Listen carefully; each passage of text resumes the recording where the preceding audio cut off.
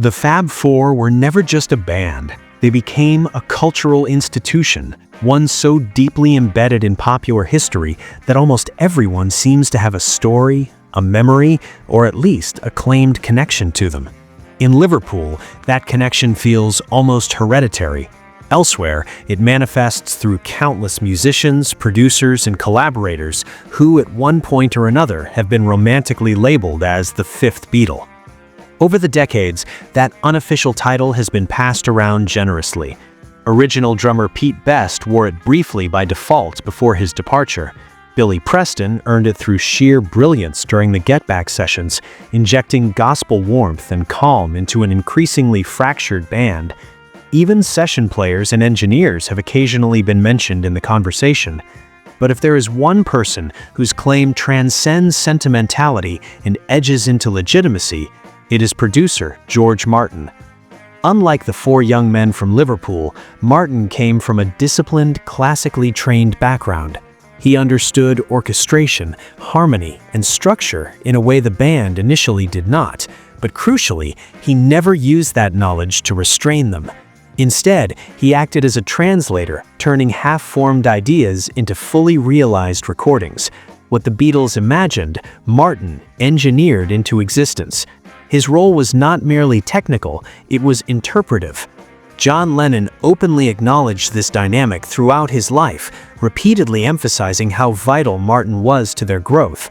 Lennon viewed their relationship as symbiotic. Martin brought formal musical understanding, while the band contributed instinct, risk, and emotional rawness. Together, they reshaped what pop music could sound like. Yet, as the Beatles evolved, so did the balance of power. By the time they began work on Sgt. Pepper's Lonely Hearts Club Band, the group was no longer content to be guided. They were experimenting relentlessly, pushing boundaries not just musically, but structurally and philosophically. Martin still played a central role. His technical fingerprints are all over innovations like tape manipulation, orchestral layering, and unconventional recording techniques, but the band's confidence had grown to the point where they increasingly trusted their own instincts over outside guidance. This shift became particularly evident during the creation of She's Leaving Home. Unlike earlier tracks such as Eleanor Rigby, where Martin's orchestral arrangements were indispensable, Paul McCartney decided to move forward without waiting for his longtime producer. The song is stark in its presentation. No Beatles playing instruments, only voices supported by strings and harp. It unfolds like a chamber piece, restrained yet emotionally devastating. According to Martin's own account, the decision cut deeply. At the time, he was busy producing another artist, Cilla Black, and could not immediately attend to McCartney's request for an arrangement.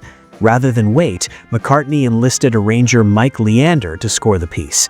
When Martin was later presented with the finished arrangement and asked simply to record it, he complied, but not without pain. He would later describe the episode as one of the most personally hurtful moments of his career. In his memoir, All You Need Is Ears, Martin detailed the incident with remarkable honesty. He admitted that while he made minor adjustments to ensure the arrangement functioned properly in the studio, the emotional damage lingered. It wasn't about pride, it was about trust. For the first time, he felt excluded from a creative process he had helped nurture from the very beginning. Despite this rupture, the song itself stands as one of McCartney's most mature compositions. Inspired by a real newspaper article about a teenage girl who had run away from home, She's Leaving Home captures generational conflict with striking empathy. Rather than villainizing either side, the song presents two parallel emotional realities: the suffocating expectations of parents and the quiet desperation of a young woman seeking autonomy. Musically, the song's slow, almost suspended harmonic movement mirrors the emotional paralysis of the characters. Time seems to stretch, just as it does in moments of family crisis. The detail of the note she leaves behind, hoping it might say more, remains one of the most haunting lyrical touches in the Beatles' catalog. Ironically, even though Martin had little involvement in its conception, he later praised the finished piece. He recognized it for what it was: a miniature opera, exquisitely structured and emotionally precise. More impressively, he marveled at the band's ability, still in their mid-20s, to articulate the psychological divide between generations with such clarity and compassion. But the tensions exposed during Sgt. Pepper did not disappear. They deepened. During the sessions for the White Album, creative disagreements multiplied. Individual visions hardened into competing agendas. The atmosphere became so strained that Martin eventually took a break from the sessions, less a holiday than an act of self-preservation. The collaborative harmony that once defined the Beatles was unraveling, thread by thread. In hindsight, Sgt. Pepper is often remembered as a moment of unity and triumph, a psychedelic summit where innovation and optimism converged, yet beneath its colorful surface lay the early signs of fracture.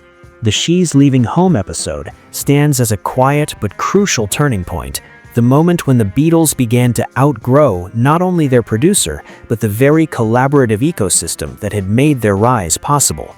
What followed would be extraordinary, turbulent, and ultimately inevitable. A final chapter defined as much by separation as by brilliance.